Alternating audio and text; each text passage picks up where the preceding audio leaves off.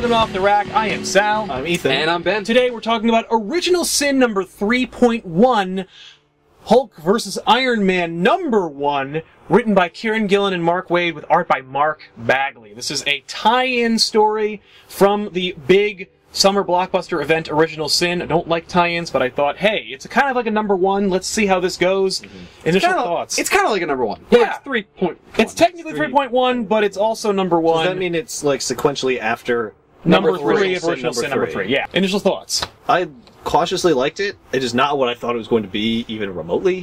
Nope. Hulk versus Iron Man starts off with Hulk and Iron Man fighting for 4 pages. It's right into it. Yeah. Like, right into it. Just starts right off. And then the rest of the book is backstory. Yeah. And I'm like, oh. It's more of a battle of wits. Okay. Yeah. No, it's I more think- of a battle of memories. Well, but I think they're going to have the battle Oh, yeah. in the later issues. They're going to set up why they're fighting. Right. They can't just fight for no reason. No. No, I would it's not for prefer me. if it led up to the fight. I don't know why. I've seen this in several comics Well, it's just now to with- grab you. It's just to... But the story structure is weird. I really could have seen it, like, open up with the fight, like, have a page of fight. And you're Yeah. like, why is this happening? Oh, like, then sorry, go we're into the gonna go back explanation, to the fight. and then go back to the fight. Yeah. What'd you guys think of the art? It's by Mark Bagley. He's a veteran Marvel artist. It's pretty good. I mean, this is the thing. Like, the story didn't really engage me. The art's pretty fun. Yeah. I like Mark Bagley's pencils. I feel like when he's rushed, it's pretty bad. When he takes his time and gives the detail in there, I love it. It's very fluid. It's lots of fun. I loved him on Spider-Man, Ultimate Spider-Man. He's been a favorite artist of mine. But when he's rushed, when he needs to get a book out, number 1, he's fast. But number 2, like, when he's rushed, you can tell. And even the coloring can't save it. But in this book, there's I some wouldn't great call moments. this rushed. Yeah. But I really like the faces of Hulk in this. Yeah. When he's Hulk. Not when he's Bruce Banner. I don't care about him. Yeah, as Bruce Banner actually looks kind of weird. Yeah. Captain America looks really weird in this book. Yes, he did. The writing itself, I thought, was also really cool. How about you guys? I know that like you didn't really care for the story, but what about the writing in general? The dialogue was very much the characters. Like, it really fit with the story they were trying to tell. It really fit who Iron Man and Bruce Banner are. I liked the premise. I like the idea that Iron Man is in some way connected with the origin of the Hulk. I thought that was a fun idea. Yeah. I think it's a fun story. I thought it was executed pretty well. I liked the tiff between Tony Stark and Bruce Banner when like they have the big presentation. I thought it was kind of fun. Yeah. And that really felt like that was them talking. Yes. Like, that's the actual conversation that would happen. Yeah, that It felt- would blow up like that. Yeah, that well, felt really real. Tony would blow up like that. Exactly.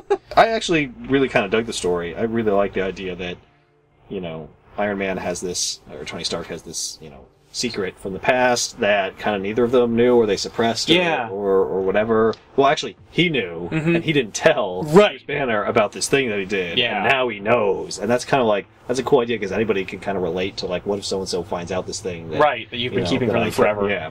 And it's... Normally that can't happen like that. No. He can't just look into your mind and see it, but Hulk actually Does, sees yeah. from Tony's perspective what he did to him. Right, And which it's is a like, really neat idea. that is cool. It's a fun idea, but at the same time, I kind of get the feeling that this whole thing that Tony didn't make Bruce the Hulk. Yeah, I don't think it does either because they don't show you exactly what happens. They just Right. show him fiddling with the gamma bomb Yeah. and then it cuts. And It's I'm like, fragments. They're trying to make you think that he did it Right. directly, but it's going to be more indirect than that. Yeah, I'm interested. I want to see what happens in the next one. I'm intrigued to see what happens, but I was disappointed in this book.